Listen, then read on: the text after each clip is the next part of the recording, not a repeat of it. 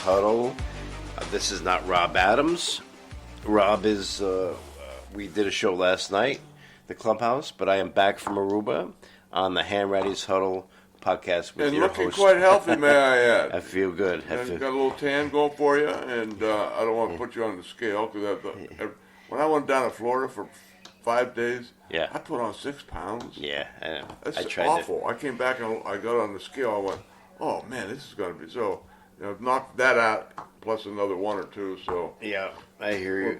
We're back walking. Nicer weather, and and of course that's your host Terry Hanratty speaking. I'm Dave Teromeo, and yes, I did try to walk every day or get into the gym every day, do something physical. Because the food down there is good, the weather is unbelievable. The water, I swam every day in the ocean. It's that nice. And I never swim in the ocean up here. One of the biggest shocks of my life is when years ago, a guy from my office, it was Wall Street, from California. Yeah. And he was telling me how cold the water is in the Pacific Ocean. Yeah. And I said, wait a minute, California, come on, you got sunshine and 70, 80 degrees every day of the year. Yep. And crazy how cold it is out there. And that is crazy. Little did I realize it was the thawing of the icebergs up there, bringing down the cold water. And okay. When I was in Florida, 78 degrees. I'm sure it was warmer on the islands. Well, it's the water's warmer, but it's also clear, so you can see everything. It's that aqua blue. It's just, it's so nice. And the place where we go is nice. So listen, it's great to get away. To come back and hopefully have spring knocking on our door is also fun. But listen, we're still, I listened to you guys from a couple weeks ago. I have to listen to last week's podcast still. I've just been catching up on work stuff and other things. So, football never dies, especially in the NFL. So, and of course, when you got a guy by the name of Aaron Rodgers, it seems like the news cycle is just 24/7, which I think he likes. But apparently, one Pittsburgh Steeler doesn't really care for his act. I've said 100 times that Rodgers is one of the few quarterbacks I'd actually pay to watch, and I think he's that good. I think he's a first ballot Hall of Famer. I agree. But the drama. His drama is queen. there. Yeah. He right now he's down to Pittsburgh Giants. Giants, yeah. That's it. That's it. Everybody else is pretty much set with their quarterbacks. Yep. They would have to do too much shifting around, and it's a money thing deal now because Rodgers is probably going to want $30-40 million for 1 or 2 years. And Cam Hayward, who I think is really the heart and soul of the Steelers. Yep. This guy, I didn't think he was. Last year, I was a little suspect they even signing him for last year. Yeah. For a 2-year deal. Yep. But he played really, really well last year. I was very happy with him. Sure did. And he basically came out and said, the guy in the podcast he was on said, well, are you going to go out and recruit Aaron Rodgers to come with the Steelers? He said, what are you talking about? Yeah. He said, recruitment enough is we offered him a deal here. Right. He said, I'm not going to go to any black room, black hole, wherever he goes to think things out. He said, you either want to be a Steeler or you don't. So make up your mind and let's get on with it. So it was good. It's the way it should be. That's he was so true in his statement. Well, good for him. I think he's 100% right, and I think somebody needs to step up and say that from the team. Maybe the coaches or the general manager can't say it, but a teammate, a potential teammate saying it, I think carries a lot of weight. And I do think that's the reason why the Jets moved on from Rodgers is the drama. The drama. You don't need the drama. You don't need the headlines. You don't need it every day. When this guy's on ESPN with Pat McAfee, or whether people are talking about him going to a Broadway show. That's not what team is about. And obviously a quarterback is always going to garner more attention, especially a flashy one. Whether it's Joe Burrow in Cincinnati or whoever it is, but you don't need the off the field shit. You really don't. And I think Hayward is right to come out and say that. Yeah, look at, not to change your subject, but Cincinnati. I was just going to ask you about that. They've spent a fortune on wide receivers. On 2 really good. They are some of the best receivers going. But they are spending, they're going to get rid of their defensive end, who's led the league in sacks last 2 years. and you're spending a fortune on 2 wide receivers. You know, they're going to have to score 45, 50 points a game to win now. Yeah, you're going to win. You know, how are they going to stop anybody? I mean, there's got to be some balance of things out there. You can't spend a fortune on one spot in the NFL. You've really got, even if you have to take a step down in a position player, you know, maybe just to give him the ego for stroke his ego, maybe he'll become number one. Yeah. So, I mean, you've got to take chances like that. You can't put all your eggs in one basket. You know, you got a great quarterback in Burrows. You got the 2 wide receivers. Yep. And, you know, you just can't do that. You can't win that way. And I think you see it around the league with teams releasing players that they would love to keep. Cooper Kupp from the Rams, you know, now with Seattle. I mean, I'm sure the injuries were a part of it, but sometimes you got to cut that salary because you do have to think about both sides of the ball. Yeah. And I don't understand. I understand what Cincinnati's thinking. That Burrow wanted these guys. They wanted to keep him happy, but they're all making so much money that they don't have enough money to pay a whole defensive starting team. Well, and that, the team that I think really steps up right now is the Vikings. Yeah. Because they got J.J. McCarthy, who was hurt all last year. On a rookie contract. And that's the beauty of the NFL, if you can get a rookie quarterback contract. Brock Purdy. Yeah. Because now you have a lot of money to spread it around. Spread out. Yep. It's like the 49ers did it for years. Yes. Because they had Purdy. Who was the last pick in the draft. Right. Yep. You know, so you know he was making absolutely nothing. Yep. But you could get the running backs, you could get the defensive end, you could pay everybody. Yep. Now Purdy's up, and you see San Francisco start whacking players because they got to pay the quarterback to keep him, and it's the ultimate in the NFL is to get a starting rookie quarterback. That is the goal for everybody, because then you got a chance to really do something out there in the free agency market. And that's why I think every year you see whether these quarterbacks are highly rated or really worth a number one pick. These guys just shoot up to the top of the board. Jackson Dart, obviously Shedeur Sanders, the kid from Miami, Cam, Ward. What is that? Yeah, Ward from Miami. And a couple others. And it's because you're right. I mean, if you listen. The Niners, they struck lightning in a bottle when they got Purdy with that last pick. You know, Mr. Irrelevant. It was incredible. And the kid was the best. They realized quickly in camp, this is the best quarterback we have. So they could cut some other guys, and that. But and they're going through it now. I mean, they're releasing a lot of players. Yeah. But back to Cincinnati. Yeah, you're right. They're going to score 45 points a game, but they might give up 47 or 44. I mean, it's going to be one of those types of years for them. I don't know, but I think, you know, to me, defense wins games. You know, and it's so it's going to be very interesting. We're coming up to the draft. We have a lot of time to go through the draft, but I think, you know, with the Rodgers scenario, and the Giants only have, I think, one quarterback on the roster, Danny DeVito. Yeah, Cutlets. Yeah, Tommy Cutlets. Tommy Cutlets. But So- it's I don't know. I don't know where they go if they don't get Rodgers. Yeah, where do they go? You know, it could be Rodgers could say, "Okay, forget it. I don't want to play anymore." It could I mean, be. he still has retirement as an option. And he does, but this is part of the reason why people are annoyed or get, you know, just so tired of hearing about Aaron Rodgers, is because, like, everybody has to sit and wait to see what he's going to do, just like he did when he came to the Jets, just like, you know, so it's like, all right, dude, I mean, do you like the attention that much? Just, you know, make a decision, and like Hayward is saying, you know, you either want to be here or you don't. He's right. He's 100% right. Now, I don't know if he's playing the same game with the Giants, but, you know, at some point you just got to just say, okay, we're not going to depend on this guy. We're either going to move up in the draft and get a quarterback we like, or draft whoever is available. So, well, he said he's going to wait maybe to before or after the draft. You see, that's really being rude to anybody making you an offer. it sure Because is. you have to make a decision before the draft to give these people an opportunity to go in the draft and find a young quarterback. Yeah. I mean, that's only the right thing to do. Yeah, I agree. But, you know, Mason Rudolph, an interesting sign by the Steelers coming back Yeah. to play in Pittsburgh. That was an I always interesting liked signing. him in college. Yeah. The Steelers drafted him. Ben Roethlisberger gave him a wrath of garbage. Yeah, that was And a he fair. returned the whole city against this kid who never played.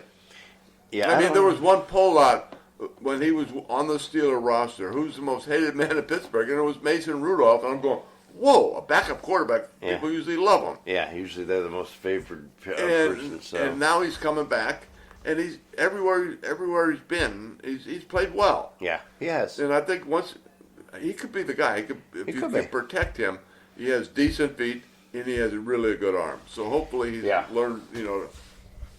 He had a little interception problem to begin with at the beginning, but that's I think It's part of the learning process, right? It really is, and I think he could be good. I think the Steelers stand a lot better than the Giants. Oh God, yeah. I think Because if Rodgers decides just to hang him up or come to the Steelers, then the Giants are in a world of hurt trying to go out they are. and give Joe Flacco. I totally agree that they're in a world of hurt. The Giants. Jameis Winston is out there, so he And can be they a talked to stopgap. him. I think he visited, and Russell Wilson, I think, visited. Russell Wilson, I forgot about him. yeah. That's right. But the Giants picked third, so maybe the Giants really have their eye out. So, depending what the Titans and Browns do at 1-2, the Giants maybe they're comfortable waiting for somebody to flash across their screen there. But I mean, the problem is both the GM and the coach have been put on warning by the owner, John Mara, and they're both in their last year, and so they know they're playing for their jobs, and that is that's a tough way to go into a season. And, because at the end of the day you're trying to win, but you're also trying to build for the future. So now the pressure is on to win now, and that is not a win now team. I'm sorry. No, the Giants are not, and they need a lot of spots. And when they just losing Barkley last year, and we saw how John Mara felt, man, when he went into that film they have that when he was talking to the Hard GM Knocks, in the office and saying, he'll be sick. He'll be sick if we lose Barkley. And not only and especially to the Eagles, and not only did they lose Barkley, they not only lost him, they just pounded him in the head every week when this kid led the league in rushing and led the league in rushing and went out to win a Super Bowl. That's the whole way to the Super Bowl, and he was the MVP of the Super Bowl, right? That's not rubbing salt in the wound. That's tearing the wound open and pouring in the salt. Oh, so, I mean, it was so. And I know John Mara, just a wonderful person. The whole Mara family are, but I knew the pain he was going through. I hear you. All right, so it'll be interesting to see, obviously leading into April, we're at the end of March here, what happens leading up to the draft and including the draft. It's really kind of fun, even like when you're a fan like I am, a Jet fan, you just go, when the season ends, you go, I don't care about football anymore. I'm not even going to pay attention to the draft and all that. But then this time of year comes around and you start to look, what's going on? What are they doing? I like the new coach. I like the pick, new GM. Maybe they have a plan now. Maybe Woody Johnson will shut his mouth and go hide in a corner, which he should do. There was that one film where he was talking to his young kids and asking them who they thought that they should draft. And going, wait a minute. Yeah, this guy is who's just, making the decision? These 12-year-olds. He's. Don't get me started because I don't want to say something I'll regret. But you know how I feel about Woody Johnson. All right, so as noted, we still have time for the draft. There's a lot of moves that are going to be made before now and then. Yeah. But the pressing big sporting news right on the TV right now is some of the greatest basketball one will ever see. Great time of year. Women and men. The women and men. I mean, they both have their tournaments getting ready to start today. And I watched a couple play, and the playing games were really good. I mean, and I don't usually watch playing games, but wow, they were good. They were good, actually. Yeah, so I think it's going to be a good tournament. I think it's wide open. I mean, it is really wide open. Yeah. And I've been touting a team, and it's no secret out there because most people pick them. And there are in the top five. But it's Houston. Okay, Houston I've is watched good. them play. They are very and they good. before used to be just this intimidating, in-your-face defense who would it will beat you up. Yep. But now they've got offense. Yep. So now they're not only intimidating on defense, they can put the ball in the hole. So, that's my pick for the whole. You're taking winning Houston the all the way. whole Okay. So you don't match pick there. You don't think the 16th seed SIU Edwardsville, whatever the hell that is going to beat Houston today, huh? Houston is a 28.5-point favorite. Well, they might cover the spread only because Houston's going to rest some people. Well, I mean, some of these spreads are actually hilarious. Auburn 31.5 over Alabama State. And I think St. John's, who plays later tonight. Well, I used to be in a bracket pool, way back in the day when I was working on Wall Street. Yeah. Where you pick these by the points. You picked the spread, huh? That's I mean, we had one kid in the office who was very good at math, and he could get this. Don't put that on me to try to figure out who the hell's one of those things. But and each time he'd come in, he'd give you a list of where everybody stands, and if we'll say, for instance, if Duke is playing University whatever, and they're a 50-point favorite, and University from whatever covers, now you get Duke. So everything is even out there. So it got a lot of flips and flops there in your picking. So it's On the men's side, nobody's really talking about the UConn Huskies, two-time national championship, playing in that 8-9 game, which is the toughest game. Because even if you win that game, you will play most likely the number one seed in your bracket. UConn is they're lacking guard play. There's something that team, and they just don't have the guard play they've had in the past. Listen, Hurley has won 2 national championships back to back. Yeah, it's hard to do. It's and you're going to three-peat in the national championship in college basketball. That's come on. Especially in this day and age with the NIL and the transfer portal. But I will tell you one Connecticut team to keep your eye on, and they play today, and that's Yale. Yale plays Texas A&M, and Yale is pretty good. They are. They're very good. Physical. And that could be that could be an upset. That could be a 13-4. Definite upset there. It would not shock me. It wouldn't shock me either. So I think you got some great games. Now the women's tournament, their playing games are tonight, so their tournament really doesn't start until Sunday. Yeah, I'm looking for my Irish ladies to turn things around. I mean, they had a great first 3 quarters of the season, maybe even 80% of the season, 90%, and just in the last week or two, they went. They lost 3 out of 5, and I think they really hit the wall. I think they just play so tough on both offense and defense. Yeah, and they score 90 points a game, which means they are really pounding the ball up and down, up and down, up and down. Yes. And there's no settling in to slow the play down or look the defense and to play, whatever. They played a lot of zone, which sort of surprised me. And, so hopefully they've got their rest because they had a defeat in the ACC tournament, which I think was good for them because it gave them an extra week to rest. Yeah, they really need the rest to get to the big show here. So sometimes that hopefully is they'll get going. Sometimes that is helpful. Just getting the ability to sit back and take care of your bodies and get rested up. Now I will in 2 days when the women's tournament starts, I'm going to give you UConn. I'll take Arkansas State. They're getting 44.5 points against UConn. Wow. That's a spread. Yeah. Holy crap. UConn looked very average at the beginning of the year. You're right.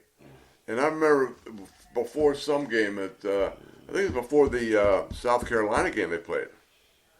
And they interviewed Gino, and he said, "We're getting better." He said, We're really. He said this team is going to peak. Then they went on to beat South Carolina that same. That was an interview before the game, and they beat them up pretty good.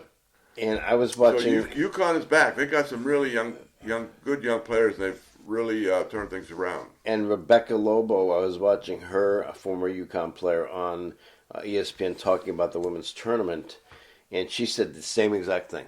She said, Gino knows how to get his team ready for the tournament. Of course, just look at their record, look at what he's done. Yeah. So I don't think you can ever go second to none. He's the most winningest coach ever against the UConn women. So not to say they're going to win it all, but it should be. Listen, South Carolina is very good. I've heard that USC has a good team. USC, Juju, they got the player of the year, and there's a lot.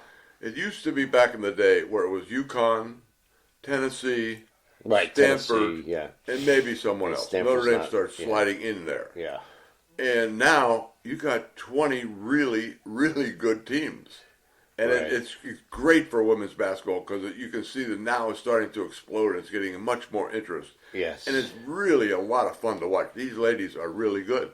Yeah. And they pass the ball so well. And they really, they're not in there slamming the ball down, dunking the ball. They actually have plays set up and they go through the stuff and fast. And, Yeah. they run a fast break as well as anybody.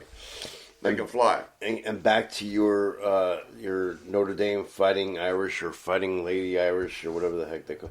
They open with SFA round one. They are a 3 seed and a 31.5 point favorite in that round. So it seems to me like listen, a 3 seed.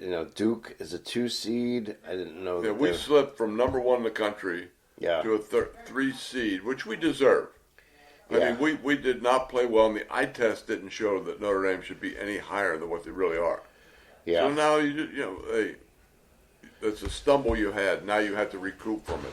Yeah. And sometimes you come back stronger than you were. So that's what we got to look forward to. So it's an interesting time of year, obviously, and the teams that are home, that are back in the classroom, supposedly. I'm a URI undergrad, and I'm just so disappointed with that program. Not to dwell on that, but I mentioned that for a reason, because I'm not saying to fire the coach, but he's had 3 years now. But the point is, we're getting to a point in the year, especially for college basketball, we will see guys getting new. The McNeese coach, who's coaching tonight, already has accepted another job at NC State. Right. But they're letting him coach. It's a little odd. Here's something very strange, and I don't know if you heard about this. Iona, who made the championship game in the MAC, and I used to work at Iona in the athletic department, so I have a lot of inside information. They fired their coach, and he's been there 3 years, got them the championship game. He said he has a great recruiting class coming in. It was strange, and it's like, and I heard from a very good source that his agent called him. They didn't even tell him. His agent called him and said, I hear Iona's hiring a new coach, a guy who's an assistant coach in the NBA. And I'm like, what the hell is going on there? Wow. Yeah, so that's a little... Iona looks really bad right now. The person I talked to is in the know, and she knows Tobin, and she just said he got a call. He called the AD, and the AD said, let me get back to you. And the AD called him back the next day and said, yeah, we're letting you go. So bad form by Iona, and wow, yeah, that's not good. The president of Iona, I think, he's the guy who brought Pitino got Pitino back into the college game, because Pitino coached at Iona for 2 years. Remember, before he went to St. John's, and now he's on this magical run with St. John's. But I think he likes to get involved. His name is Seamus Carey. He was the president of Sacred Heart before he went to Iona. So it's a little bit, that just, I don't know if he's got a lawsuit or whatever, but I'm sure they're going to take care of him. They're going to pay him, because I guess they owe him a few years on his contract. So I just, I find that very... The thing is, when you start, that comes up, where does Iona come up with the money to pay off the existing coach? Yeah. And obviously, if you're getting someone from the NBA, you're paying him a lot of money. Well, that's a lot of money for a small school. But it is a lot of money for a small school. But that is their flagship program. It's their premier program. It is what they focus on. They do have some alum who have made some significant money and are significant in the business communities, such as Al Kelly, who was president of Amex and MasterCard, or Visa, I'm sorry, and Aragoni, who owns New York Bus System, Maggie Timoney, who played there, who's the CEO of Heineken. So they have, it's like any college, they're going to have people they can draw on. Yeah. But yeah, I didn't like that, and I thought I'd share that, because I know you probably agree that that's not how... You brought up an interesting point there, and Rick Pitino. Yeah. What he's done at St. John's. Yeah. He's done it everywhere. He's always left a little something behind. Well, when he leaves programs. But I'll tell you what, you watch the Johnnies play; they are good. I mean, they are. You talk about intimidating defense. I mean, they come at you like crazy. They play hard. They play really hard, and it's going to be interesting. I have them in my Final Four. Oh yeah, I do too. I do too, actually, because I'll tell you what, I don't like Patino as a person. I think he's a great coach, and I won't get into that, but I don't think he's a good person. But then again, I have the same feeling about Belichick, so who the hell am I? But at the end of the day, I guess I just didn't realize, because St. John's hasn't been good for so long. 25 years. Just how much, I mean, New York really jumps on that bandwagon. Oh, yeah. I mean, New York, they're at the Garden playing. It's crazy. It's absolutely insane. The city, first of all, the city loves its basketball. They love the Knicks, even though the Knicks have sucked for how long. And they're starting to suck again right now, let's be honest. But they have some time to go. But if the Knicks ever got into the finals or something in this town, New York would go nuts.